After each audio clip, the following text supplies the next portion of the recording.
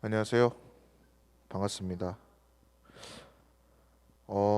오늘 8월 8일 저희 청소년부 예배 시작하기 앞서 여러분 오늘 아침에 배구 경기 보셨나요? 오늘 여자 배구 4강전 마지막 경기 했습니다. 김연경 선수가 열심히 톤을 불태워서 세르비아와 했는데 깔끔하게 3대 0으로 졌습니다. 근데 경기 보는데 말도 많고 탈도 많았던 올림픽의 마지막 날이기도 하고 김연경 선수가 열심히 노력하는 거 보면서 저도 요즘 많은 걸 느껴서 오늘 아침에 교육을 준비하면서 틈틈이 봤는데 여러분도 저희 청소년부도 그런 김연경 선수처럼 후회 없는 멋지게 살아가는 저희 청소년들이 됐으면 좋겠습니다. 사도신경으로 저희 예배를 시작하도록 하겠습니다. 전능하사 천지를 만드신 하나님 아버지를 내가 믿사오며 그 외아들 우리 주 예수 그리스도를 믿사오니 이는 성령으로 잉태하사 동정녀 마리아에게 나시고 벤디오 빌라도에게 고난을 받으사 십자가에 못 박혀 죽으시고 장사한 지 사흘 만에 죽은 자 가운데서 다시 살아나시며 하늘에 오르사 전능하신 하나님 우편에 앉아 계시다가 저리로서 산자와 죽은 자를 심판하러 오시리라. 성도를 믿사오며 거룩한 공회와 성도가 서로 교통하는 것과 죄를 사하여 주시는 것과 몸이 다시 사는 것과 영원히 사는 것을 믿사옵나이다. 아멘.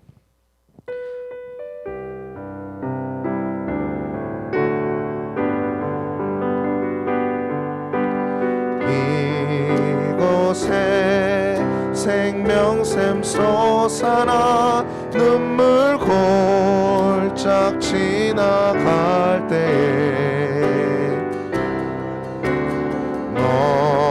너잖아 열매 맺히고 눈물 소리 넘쳐나리라. 그날에 하늘이 열리고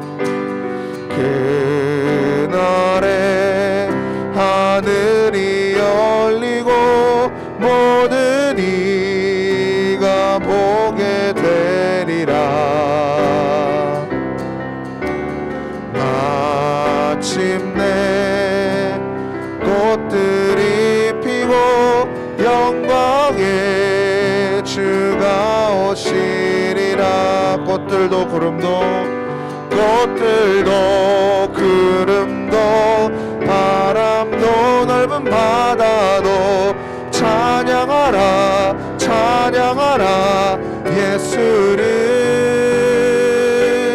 하늘을 울리며 노래해 나의 영혼아 은혜 주 은혜 주 은혜 주. 꽃들도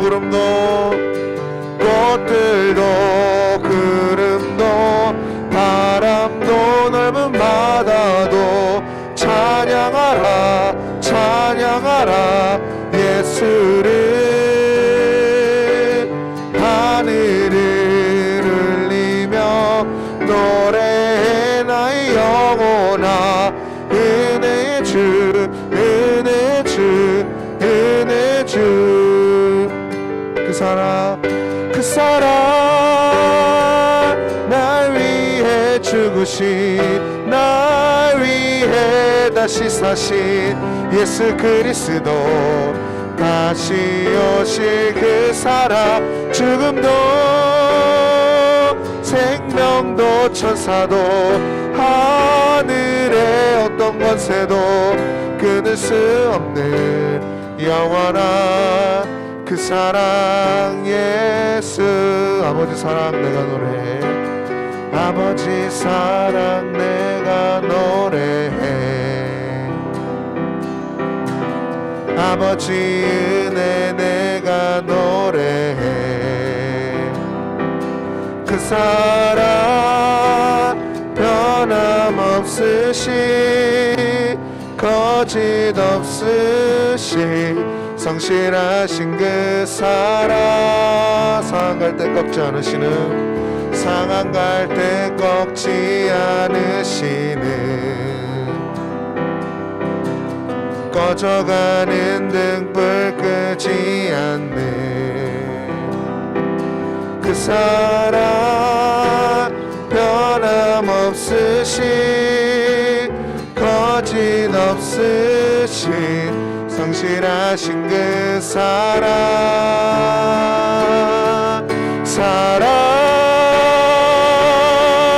그 사랑 날 위해 죽으신 날 위해 다시 사신 예수 그리스도 다시 오실 그 사랑 죽음도 생명도 천사도 하늘의 어떤 권세도 끊을 수 없는 영원한 그 사랑의 그 사랑 날 위해 죽으신 날 위해 다시 사신 예수 그리스도 다시 오실 그 사랑 죽음도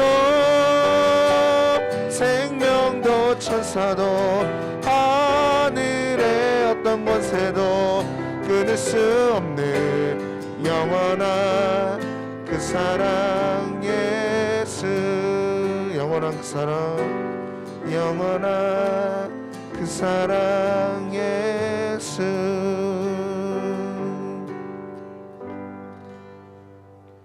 강민찬 학생 나와서 나눔 및 기도 해주도록 하겠습니다.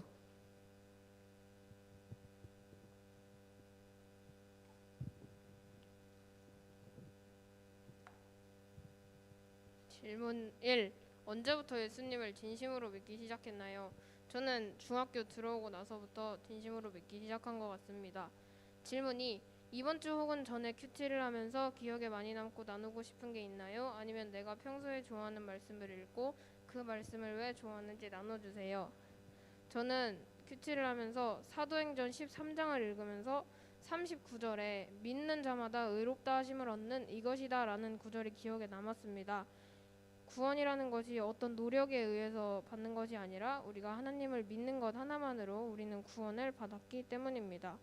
질문 3. 앞으로 하나님 앞에서 큐티 생활을 해 나가기로 다짐하나요? 네, 큐티 열심히 하도록 하겠습니다. 모든 영광을 하나님께 돌리며 다 함께 기도드리겠습니다. 하나님 아버지 감사합니다. 매일 불안한 상황 속에서도 우리가 온라인으로 오프라인으로 모여서 예배드릴 수 있게 해주셔서 감사합니다. 한 주 동안 하나님을 찾지 못하고 산 것을 용서해 주세요.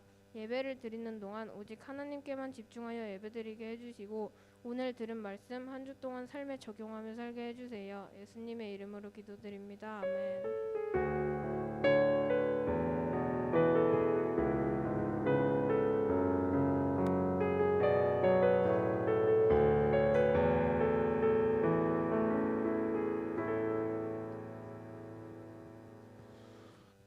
네, 저희 헌금 하는 시간 가지도록 하겠습니다.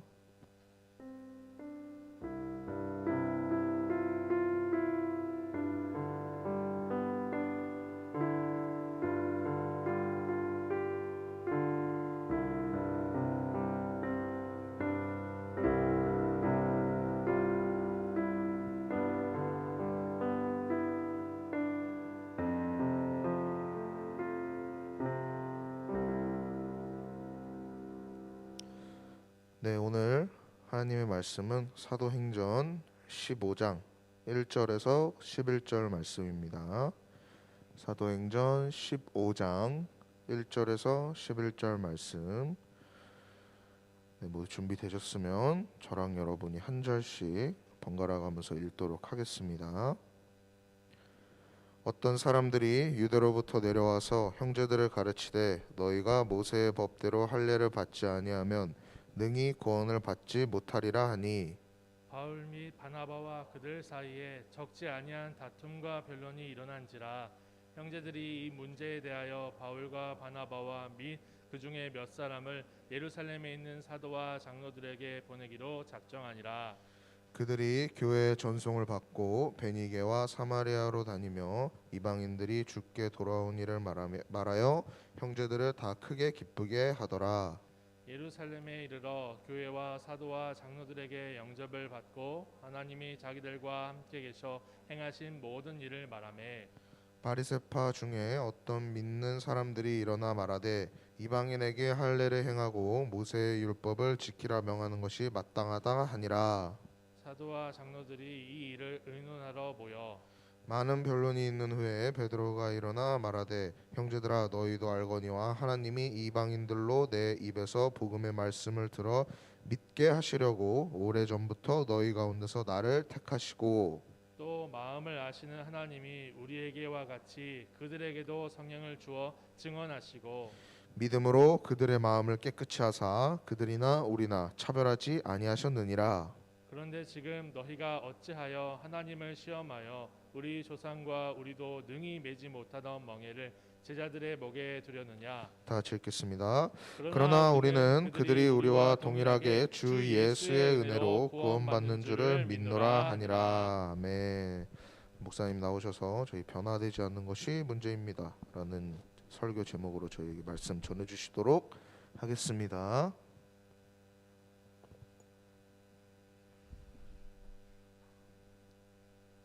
감사합니다. 제가 1인 다역을 하다 보니까 이렇게 설교 준비가 쉽지가 않네요.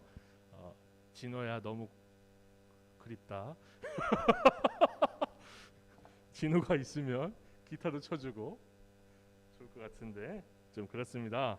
네, 오늘 우리가 오늘부터 좀 이렇게 많이 바뀌었죠. 그래서 예배 시간에 음량이 안 나온다, 뭐 화질이 안 좋다 그러시는데 여러분 유튜브 들어가시면 땡땡땡 설정함에 바뀌었습니다. 원래는 144부터 1080을 다 자기가 지정할 수 있었는데 그걸 어떻게 할 수 있냐면 들어가셔서 여기 화질에 높은 화질 막 이렇게 있어요. 고급으로 들어가시면 돼요. 화질에서 고급 들어가시면 옛날에 있었던 그거랑 똑같이 돼가지고 1080p 60 프레임 유튜버 일반 유튜버들이 감히 하기가 어려운 60 프레임을 지금 지원을 하고 있는 겁니다.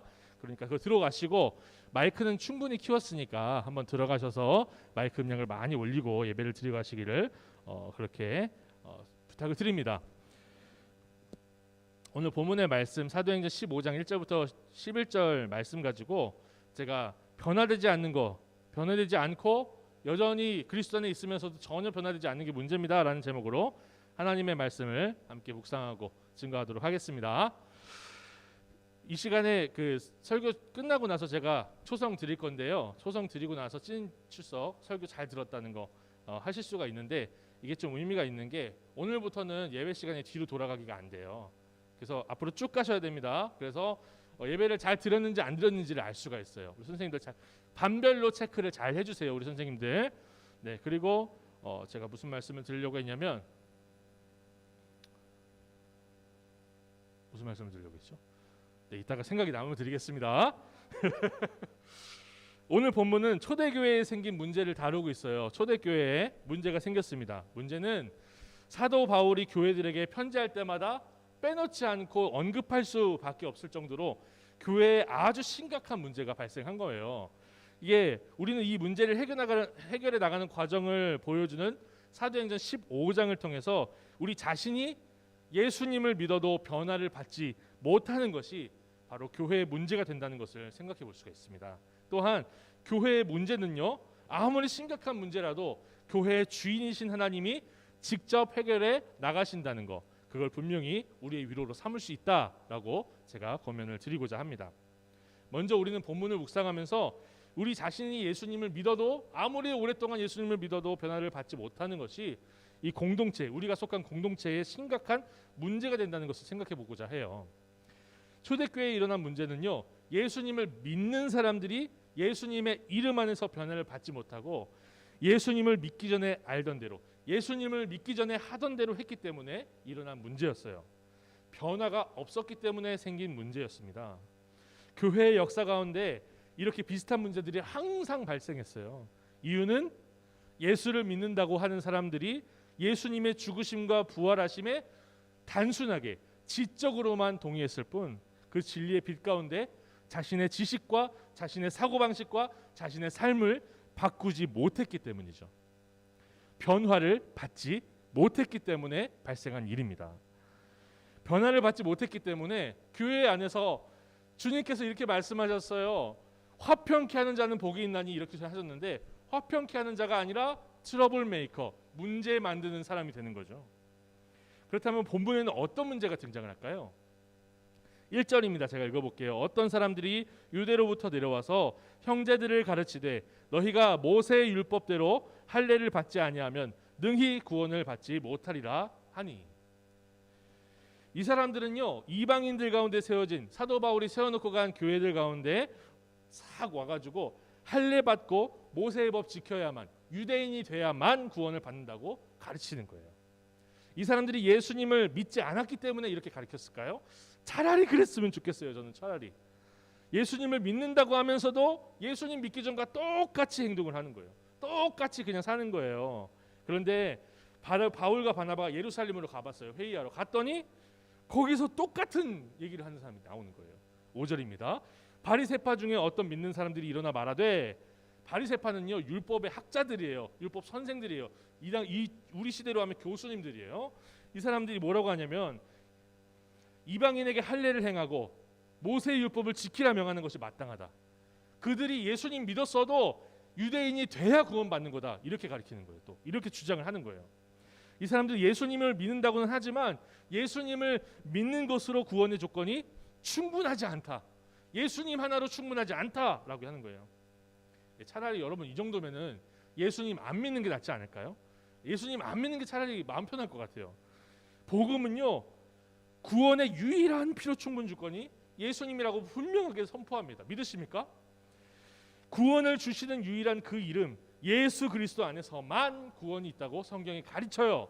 예수님이면 충분하다고 가르치는 거예요. 근데 바리새인 출신인 이 사람들은요 예수님을 믿는다고 하면서도 자기가 가지고 있었던 지식, 왕년의 바리새파로서 교수로서 율법을 가리켰던 그들의 왕년회를 떠올리면서 한가닥 하던 그걸로 가지고 지금까지 고집 부리고 있는 거예요. 유대인도 유대인이 되어야 된다. 이방인도 예수를 믿었지만 유대인 돼야 구원받는다. 그 얘기하는 거예요. 예수를 믿는데도 지식에까지 새롭게 하심을 전혀 받지 못하는 거죠. 적용을 한번 드릴게요. 적용을 위해서 질문 한번 드릴게요. 예수님을 믿는 나는 예수님의 이름 안에서 지식에까지 새롭게 하심을 받고 있습니까? 스스로에게 질문해 보세요. 다시 한번 질문해 볼게요. 예수님을 믿는 나는 예수님의 이름 안에서 지식에까지 새롭게 하심을 받고 있습니까? 아니면 여전히 구원 받기 이전과 다를 바 없는 삶을 그런 생각을 가지고 사십니까? 적용을 위해서 제 간증을 좀 해볼게요. 저는 예배를 빠져본 적이 없어요. 주일학교 저는 유치부부터 다녔거든요. 유치부부터 대학교 1학년 때까지, 대학교 2학년 때 2학년 3월 이제 학기가 시작할 때 제가 전도사가 됐거든요. 그러니까 대학교 유치부부터 대학교 2학년 3월까지 단 한 번도 청년부 학생으로서 예배를 빠져본 적이 없어요. 모범생이었습니다. 좀 그렇죠. 어떤 분들은 잘났다 이러실 수도 있어요. 잘났습니다. 예, 다른 게 못 나가지고 죄송합니다. 다른 게 못 나서 그렇게 말씀드리는 거예요. 제가 초등학교 1학년 때 가장 기다리던 시간이 있어요. 일주일 중에 가장 기다리던 시간이 하나 있었는데 어떤 시간일까요? 여러분 디즈니 만화동산 하는 시간도 있었어요. 근데 저는요 만화동산 시간이 아니라 금요철야 시간을 기다렸어요. 저녁에 본당에 딱 들어가면 강남교회 노량진 강남교회라는데 본당에 딱 들어가면 드럼 소리가 울리면서 찬양을 부르는데 초등학교 1학년 제가 그 소리를 듣고 찬양을 부르면 너무 행복한 거예요. 그래서 제가 그 시간을 너무 기다렸습니다. 어머니가 금요철야 너무 힘들어서 못 가시겠대요. 어머니 그럼 제가 엄마 전 계세요. 전 교회 갔다 올게요. 교회 가가지고 예배드리다가 자가지고 어머니가 업고 오시고 그랬어요. 이렇게 교회에서 자라온 제가 하나님이 저를 목회자로 부르신다는 소명 받고 나서 꿈을 하나 품었습니다. 1만 명 넘는 교회, 최소 1만 명이에요. 10,000명 넘는 교회 담임 목사 되는 거. 그게 제 꿈이었습니다.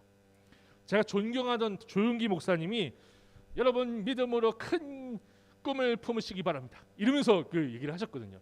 하늘의 별을 보라 막 이러면서 막 그 얘기를 하시면서 결혼할 상대도 이목구비부터 시작해서 성격까지 다 세세하게 적어놓고 기도하라고 하셨고 나중에 꿈을 크게 품지 않은 게 그게 믿음이 적은 거라고 하셨어요. 그래서 제가 기도 제목을 1만 명 이상 1만 명 적어도 1만 명 되는 교회 제가 섬기겠습니다. 그렇게 기도 제목을 잡아놨어요. 그리고 제가 목회자가 되면 베스트셀러 작가가 돼가지고 이 설교 원고를 이제 책으로 쓰셔가지고 많이 내시지 않습니까? 그렇게 해서 아무 돈 걱정 없이 다른 목사님들처럼 제 자식들 다 유학 보내고 좋은 자전거 타고 좋은 차 타면서 다른 어려운 사람들 좀 도와주기도 하고 그렇게 살 거라고 막연하게 꿈을 꿨어요. 고등학교 2학년 때부터 대학교 그때까지. 그 당시 대형교회 목사님들이 실제로 그렇게 살았거든요. 실제로 신실한 목회자가 당연히 그렇게 누리면서 사는 것이라고 저는 생각했습니다. 곽선희 목사님 은퇴하시고 나서 은퇴하실 즈음에 곽선희 목사님이 굉장히 큰 교회 소망교회 목사님이셨거든요. 스포츠카를 좋아하셨어요. 성도님이 스포츠카를 사드렸어요. 그냥 사드렸어요. 타고 다니셨어요. 아, 스포츠카. 전병호 목사님 캐논데일이라는 자전거 혹시 아십니까? 브랜드? 예, 기본이 100만 원이 넘습니다. 미국에서 가져와서 관세까지 내면 옵션 붙이면 더 넘을 겁니다. 그런 거 타고 다니셨어요. 와, 나도 하나님 앞에 신실한 목사가 돼가지고 남들을 도와주고 도움받기보다 남들 도와주고 그렇게 살아야지. 그런데 이러한 생각이 세상적인 가치관에 물든 잘못된 생각. 여러분 이 얘기 들으셨을 때 어떤 생각이 드셨어요? 김윤호 목사님 저렇게 돼야지. 그렇게 생각이 드셨어요?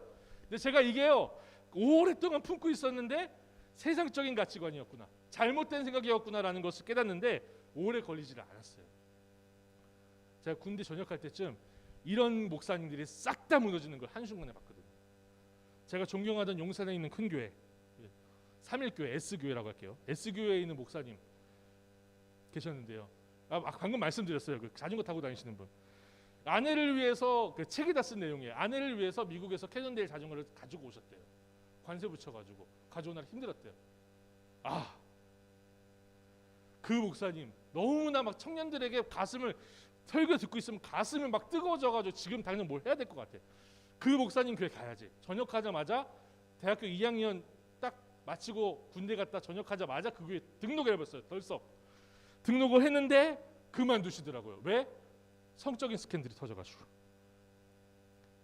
그분만 아니라 그 해에 제가 전역한 해에 성적인 스캔들, 물질적인 스캔들, 세습의 문제 이걸로 교회가 우르르르르 무너지는 걸 제가 한 번 해봤습니다. 저에게 그게 2010년도는 저한테 그렇게 끔찍한 해였어요. 그런 사건 제가 경험하면서 제가 다시 주님의 말씀 앞에서 알고 있었던 것들에 대해서 다시 질문을 하게 됐어요. 성경을 다시 보게 됐어요. 그리고 제 생각이 지극히 세상적이라는 거, 하나님의 말씀과 다르다는 것을 제가 깨달았습니다. 덕분에. 그렇게 저는요 이미 예수님 믿는 사람이었고 심지어 신학생이었고 단 한 번도 교회에 빠져본 적 없고 수요일 금요일 예배 드리고 새벽 예배까지 챙겨 예배를 드렸던 사람이었는데 하나님의 말씀으로 그때에도 변화를 받아야만 했던 것이죠. 지금도 마찬가지예요. 제가 원고 써놓고는 제가 가지고 있는 세상적인 생각들을 보고 깜짝깜짝 놀랍니다. 이 본문이 이 얘기가 아니었는데? 이러면서 원고 써놓고 한두 시간 뒤에 다시 읽어보거든요. 정말 많이 지웁니다. 정말 많이 지워요. 이렇게 저는 주님 앞에서 지식이까지 새롭게 하심을 받으려고 노력 많이 하고 있어요. 세상적인 가치관과 주님을 닮지 못한 사고방식을 뜯어고치려고 애를 쓰고 있습니다. 대체 언제까지 제가 이렇게 살아야 될까요? 언제까지? 언제면 딱 안 해도 될까요? 제가 고백하기로는, 성경에서 배우기로는 제가 저 천국에 들어가 주님 품에 안길 때까지 이 과정이 계속돼야 된다고 저는 믿어요. 가르쳐요. 평생을 주님 앞에서 회개하면서 이미 알고 있었고 이미 행하고 있었던 모든 일들을 진리의 말씀으로 비춰보지 않고는 단 하루도 단 한순간도 주의 뜻대로만 살 수는 없더라고요. 매일 주님의 말씀을 붙들지 않으면 우리는 단 하루도 주의 말씀대로 살아가는 자녀의 기쁨을 누릴 수가 없습니다. 이게 저의 얘기만 아니에요. 이 얘기만이 아니라 제 얘기만이 아니라 주님이 오실 그날까지 이 땅의 교회가 매번 겪어야 되는 일이라는 것을 알 수가 있는데요. 교회 역사를 보면요, 역사 얘기해서 좀 죄송합니다. 좀 지루할 수 있어요. 근데 좀 정신줄을 부여잡고 어디 가서 교회 역사 얘기 듣겠습니까? 그렇죠? 정신줄을 부여잡고 한번 얘기를 들어보세요. 교회 역사를 보면 교회 안에는 예수님을 믿는다고 하면서도 전혀 바뀌지 않는 사람들이 많이 있었어요. 너무 많았어요. 특히 313년이 교회에서 너무나 중요한 해인데 아십니까? 왜 그런지? 콘스탄티노플 황제가 밀라노 칙령을 내려서 자기들이 핍박하던 교회를 국교로 삼은 그런 날이거든요. 로마의 국교가 되니까 기독교 교회 안에 예수 안 믿는 사람들이 가득 찼습니다. 국교가 기독교가 되니까 예수님을 진심으로 믿지 않아도 어쩔 수 없이 핍박받을 때는 예수님을 믿는 사람들이 겨우 버티고 교회를 붙들고 있었는데, 이제는 국교가 되니까 이 나라에서 높은 사람들은 당연히 교회에서도 높아야 되는 줄 알고 직분들을 다 받아가면서 교회에 눌러 앉아버린 거예요. 국교니까요. 그래서 중세 시대가 변화되지 않은 채 신앙생활 한다고 하는 사람들 덕분에 아주 캄캄한 어둠 속으로, 그래서 중세 시대를 영어로 뭐라고 부르죠? 다크 에이지라고 부르잖아요. 예수님을 믿기는 믿는데 이전에 우상을 섬기던 방식과 세상적인 가치관 그대로 가지고 교회 생활만 하는 거예요. 출석만 교회로, 생각은 세상적인. 예를 들어 드리면 유럽의 어떤 지역에 가면 우물가를 이렇게 돌면서 이 달의 신이었나 아무튼 이렇게 기도를 하는 그런 미신적인 풍습이 있었대요. 이 동네가 예수님 믿게 됐어요. 문제는 뭐냐면 이들이 섬기던 달의 신, 뭐 태양 신 이것만 바뀌고 나머지는 다 똑같은 거예요. 우물 돌면서 기도했답니다. 예수님께. 기도의 내용도 똑같아요. 잘 살게 하주옵소서. 비를 내려 주옵소서. 우물에서 아주 싱싱한 샘물이 계속 터지게 없어서. 예수님은요 양념이 된 시대가 중세였습니다. 여러분 스스로에게 질문해 보세요. 예수님은 나에게 왕이신가 양념이신가? 또 예수님을 믿는다고 하는 사람들이 변화를 받지 못하고 세상 방식을 그대로 따라요. 세상 방식은 뭐죠? 약육 강식. 돈이면 다 되는 시대. 안 되는 게 어딨어? 돈이면 다 되지. 막 이런 개그 프로그램이 있잖아요. 똑같이 부패해가지고요. 세상 사람들이 돈 주면 별거 다 주잖아요. 별거 다 팔잖아요. 이 사람들 어떻게 했냐면 성직 매매했습니다. 성직 신부가 되는 거 돈 주면 사줬어요. 교황이 되기 위해서, 교황이 대빵이잖아요. 세상 권력처럼 이 대빵이 되기 위해서 막 선고도 하고요. 심지어는 이 교황이 둘이 된 적이 있어요. 카노사의 굴욕 이후에 하이니 왕제가 하나 더 세워버려가지고, 그래가지고 교황 둘이서 내가 교황이라는 것을 하기 위해서 차라리 예수님 따라서 나는 포기하겠습니다. 나는 포기했습니다. 하면 되잖아요. 안 돼. 내가 교황이야. 깡패들 동원해요. 이탈리아 깡패들 다 데려다가, 닌자들 다 데려다가 싸움 붙였어요. 교황청에서 피비린내가 진동했대요. 세상 사람들이 추구하는 돈과 명예와 권력을 똑같이 추구하는 교회. 여러분 그게 정상으로 보이십니까? 문제죠. 하지만 교회의 주인이신 하나님은 이렇게 많은 교회를 이렇게 문제 많은 교회를 직접 친히 개혁해 나셨습니다. 우리가 마틴 루터를 종교개혁자로 알고 있잖아요. 마틴 루터 전부터 종교개혁자들이 있었어요. 그 사람들을 프리 리포메이션이라고 해서 리포머들 해가지고 전 종교개혁자들이라고 불러요. 위클리프, 후스 이런 사람들 다 전 종교개혁자들이에요. 하나님의 신실한 백성들이요, 하나님의 말씀 붙들고 살 수 있게 그들에게 영감하셨고 회개하는 영을 주셨고 인습과 관습에 매여서 신앙생활을 하지 않게 끼어 있게 하셨어요. 그래서 막 성경 보고 하나님 말씀을 살려고 그렇게 하다가 위클리프 나중에 어떻게 되죠? 교황청이 너무 미워해서 죽어서 땅에 묻혀서 해골밖에 안 남은 그 사람 다시 꺼내가지고 화장해가지고 강에다 뿌려버렸어요. 너무 미워서. 그렇게까지 몸부림쳤어요. 그렇게 했으면 여러분 위클리프 따르는 사람들이 도망갔어야 되잖아요. 안 도망갔어요. 죽음을 각오하고 예수님 믿었어요. 그래서 위그노, 프랑스 위그노, 영국의 그 위클리프주의자들, 그 나중에 칼빈주의 사상을 받은 칼빈주의자들이 그렇게 교회를 융성하게 하나님의 개혁 교회를 이끌어 갔던 겁니다. 그래서 신앙의 선배들이 배운 게 하나 있어요. 제도만 바꾼다고 해서 교회 문제가 해결되는 게 아니라는 거죠. 제도만 바꾸고 누가 대빵이냐를 바꾸냐에 따라서 교회가 바뀌는 게 아니라, 이 땅에 있는 보이는 교회에는 여전히 구원받지 못한 사람들, 예수님을 믿지만 그 복음으로 꾸준히 변화를 받지 못한 사람들이 있을 수밖에 없다는 걸 알게 된 거예요. 잠든 성도들이 있다. 그걸 알게 된 거예요. 그래서 종교개혁의 깃발이 되는 구호가 하나 있어요. 따라해 볼게요. 개혁된 교회는 계속하여 개혁한다. 종교개혁 끝났어가 아니라 종교개혁은 시작됐다예요. 이해가 되십니까? 종교개혁은 끝나서 구교와 신교로 갈라진 게 아니라 종교개혁은 시작된 거예요. 계속하는 개혁. 우리가 개신교라면요, 여러분 개신교 맞으세요? 구교 아니세요? 전주의 성모 마리아여 우리를 위하여 빌으소서. 이거 안 하시죠, 여러분? 구교 아니시죠? 그러면요 끊임없이 우리 자신을 쳐서 주님 앞에 회개하는 삶을 살아야 된다는 거 배워요. 여러분 그게 너무나 좋은 거기 너무 좋은 도구가 하나 있어요. 뭐죠? 큐티예요. 큐티 안 하시는 분들은 정말 고민해 보셔야 돼요. 이 설교 듣고. 이렇게 신구약 성경의 진리는요 예수를 믿기 전에 가지고 있었던 모든 지식과 행동에 질문을 하고 주님을 아는 진리의 빛 아래에서 새롭게 변화를 받는 것이 성도의 삶이라는 것을 가르쳐줘요. 다시 한번 얘기해 드릴게요. 예수를 믿기 전에 가지고 있었던 모든 지식과 행동에 질문하고 주님을 아는 진리의 빛 아래에서 새롭게 변화를 받는 것, 이게 성도의 삶이라는 거죠. 꾸준히 이걸 받는다는 거예요. 예수님을 진정으로 믿는 것은요 이러한 변화가 반드시 있을 수밖에 없다고 성경이 가르치는 것입니다. 그러므로 예수님을 믿고 나서 변화된 것이 겨우 교회 출석하는 거다. 그 정도라면요 우리 심각하게 고민해 봅시다. 심각하게. 코로나 시대잖아요. 어차피 못 오는데 예수 믿고 나서 변화된 거 교회 다니는 거. 주일날 아침에 다른 사람들 잘 때 나는 씻고 옷 입고 나오는 거가 예수 믿는 거에 전부 다 회개하셔야 돼요. 기초로 돌아가셔야 돼요. 예수께서 마태복음 7장 21절에 이렇게 말씀하셨습니다. 우리 정말 심각하게 생각해야 돼요. 나더러 주여 주여 하는 자마다 다 천국에 들어갈 것이 아니요 다만 하늘에 계신 내 아버지의 뜻대로 행하는 자라야 들어가리라.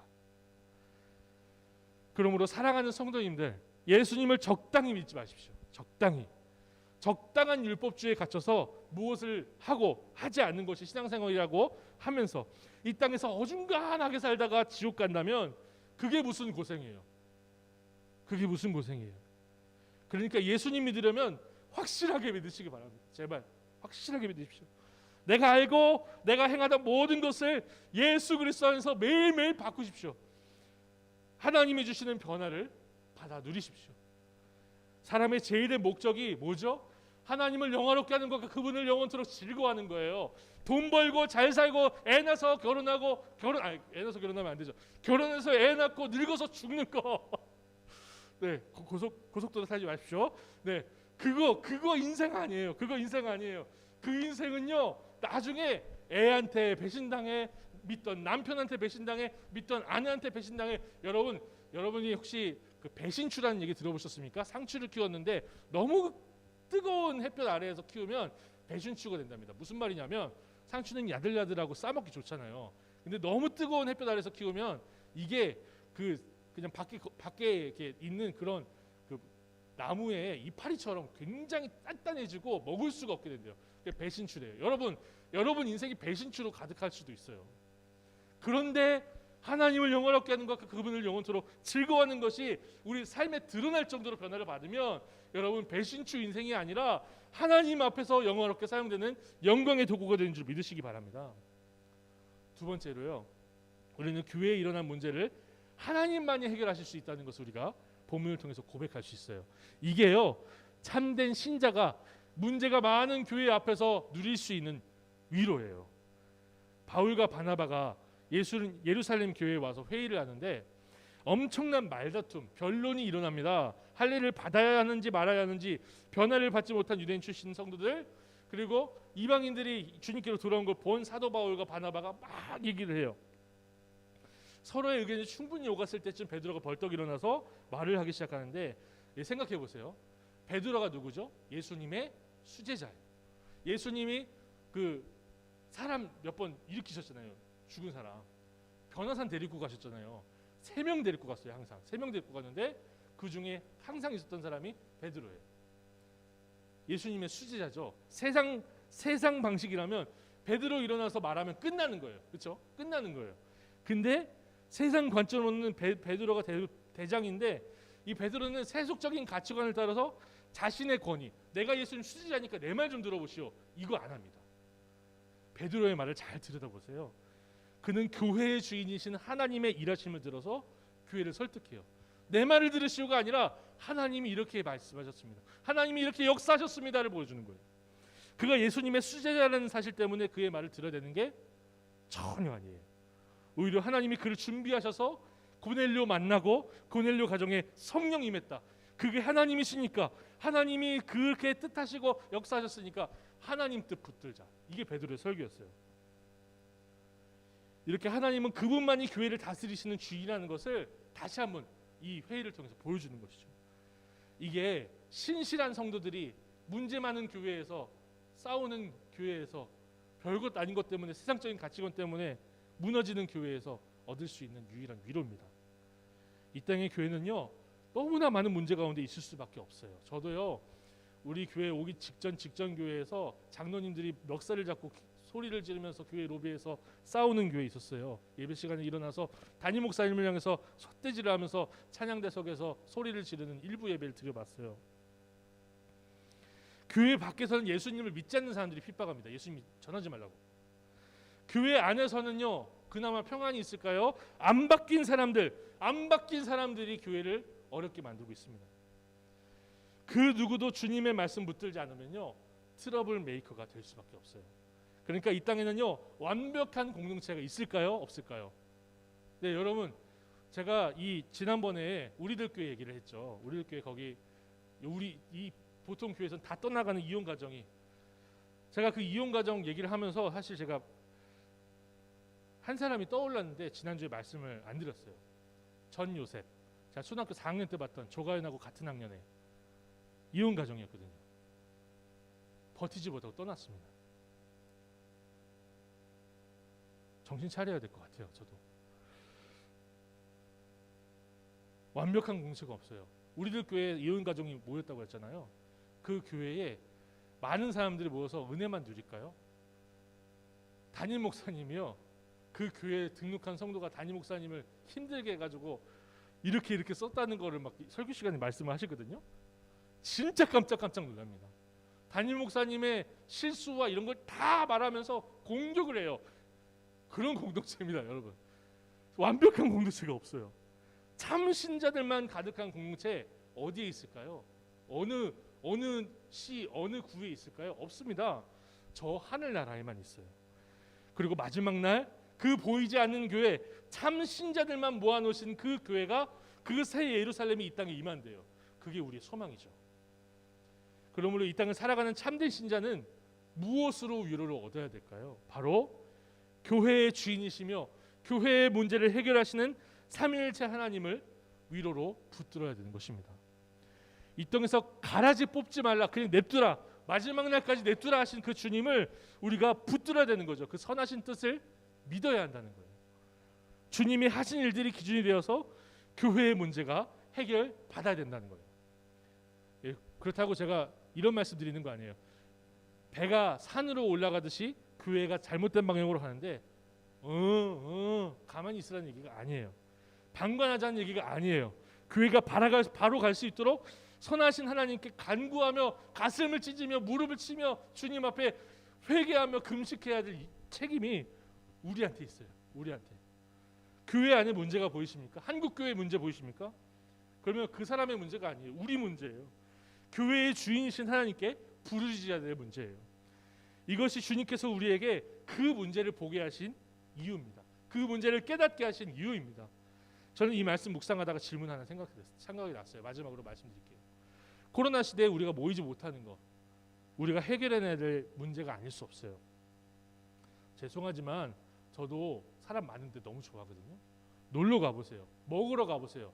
저녁 6시 전에 아니 요즘은요 6시 이후에도 사람들이 꽉꽉 차요. 2명만 모이라니까 진짜 딱 2명씩만 그렇게 자리를 차지하고 있는데 그 2명이 위력이 엄청나더라고요. 4명씩 모였을 때보다 더 많이 차. 놀러 가고 먹으러 가는 거는 전염병 안 걸리고 예배에 오면 전염병 걸린다는 식으로 정치 방역을 정부가 지금 하고 있죠. 근데 교회가 한 거를 잘 못해요. 이미 시기를 놓쳤습니다. 이미 작년에 한번 했어야 되는데 주님이 이 문제를 어떻게 해결하실까요? 만나지를 못하니까 예배 잘 드리고 있는지 확인이 안 돼요. 이 카톡 요거 하는 거 2명밖에 안 해요. 하민이랑 세범이밖에 안 해요. 여러분 제발 좀 하자니까 아무도 안 하고 있어. 오픈 채팅방에 뭐를 열어도 북을 치고 장구를 쳐도 아무도 안 하고 있어. 어떻게 해야 될까요? 어떻게 될까요? 주님 앞에 막 소리를 지르면서 울면서 주님 앞에 기도를 해요. 제가 그러다 깨달은 게 하나 있어요. 주님이 우리한테 코로나 시대를 허락하신 이유 모든 것이 합력하여 선을 이룬다 하셨는데 허락하신 이유가 있을 것이다. 주님이 이 기회 허락하셨으니까요. 우리가 이 기회에 주님을 아는 지식으로 새롭게 변화되게 해달라고 기도하며 나아갈 수 있으면 좋겠습니다. 신앙생활은요, 모여서 인간관계 하는 게 아니에요. 그렇죠? 근데 우리는 모여서 인간관계를 했어요. 인간관계 하는 게 아니라 주님을 붙들고 지식에까지 변화받는 것이라는 것을 우리가 다시 한번 생각하자고요. 그 기본으로 돌아가자고요. 모이지 못하게 하셨으니까 모여서는 절대로 할 수 없는 거 뭐죠? 모여서 시끄럽게 떠들고 장난치면서는 할 수 없었던 거, 콰이어트 타임을 하자고요. 큐티 하자고요. 주님은 우리가 여러 사람들 속에 묻히지 않기를 원하십니다. 여러 사람들 속에 묻혀서 그냥 흘러 떠내려가지 않게 하십니다. 우리 각 사람을 직접 만나주시고 우리를 모이지 못하게 하신 것이 이런 뜻이라고 저는 생각해요. 주님 앞에 여러 사람 중에 한 명이 되지 마시고 주님 앞에서는 한 명이 되십시오. 사랑하는 성도님들, 방구석에서 주님을 만나시기 바랍니다. 마음이 너무 아파서 다시 말씀드릴게요. 적당히 예수님 믿다 지옥 가지 마시고 예수님 바르게 믿고 주님 주시는 하늘의 위로와 평안으로 사시는 일주일이 되기를 소망합니다. 매일 주님 앞에 회개하며 변화를 받읍시다. 기도하겠습니다. 하나님 아버지, 사랑하는 교회가 이렇게 어려운 상황 가운데 오히려 주님께서 뜻하신 바를 분명히 깨닫고 나를 바꾸며 주의 말씀 앞에 내가 알고 있었던 것, 내가 행하고 있었던 것, 내가 원래 그런 줄 알고 있었던 것을 다 질문하고 주의 말씀으로 바꿔가는 과정을 우리가 이 코로나 시대 가운데 겪을 수 있도록 아버지 우리를 만나 주옵소서. 우리에게 주의 사랑을 부어 주옵소서. 강력한 주의 성령의 충만하심을 허락하옵소서. 예수님의 이름으로 기도드립니다. 아멘. 우리 주님께서 가르치신 기도를 따라 함께 기도하겠습니다. 그러므로 너희는 이렇게 기도하라. 하늘에 계신 우리 아버지여, 이름이 거룩히 여김을 받으시오며 나라가 임하시오며 뜻이 하늘에서 이루어진 것 같이 땅에서도 이루어지이다. 오늘 우리에게 일용할 양식을 주시옵고 우리가 우리에게 죄 지은 자를 사하여 준 것 같이 우리 죄를 사하여 주시옵고 우리를 시험에 들게 하지 마시옵고 다만 악에서 구하시옵소서. 대개의 나라와 권세와 영광이 아버지께 영원히 있사옵나이다. 아멘.